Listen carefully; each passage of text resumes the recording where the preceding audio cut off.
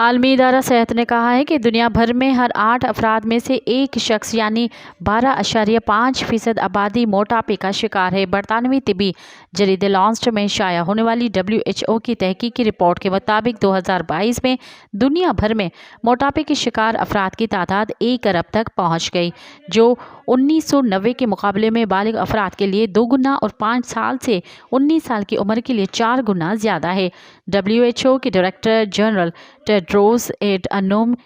گیبریئسس نے کہا کہ رپورٹ خوراک، جسمانی سرگرمیوں اور ضرورت کے مطابق مناسب دیکھ بھال کے ذریعے بچپن سے لے کر بلوغت تک موٹاپے کو روکنے اور اس پر قابو پانے کی اہمیت کو اجاگر کرتی ہے۔ انہوں نے کہا کہ رپورٹ سے ظاہر ہوتا ہے کہ موٹاپا ایک پیچیدہ دائمی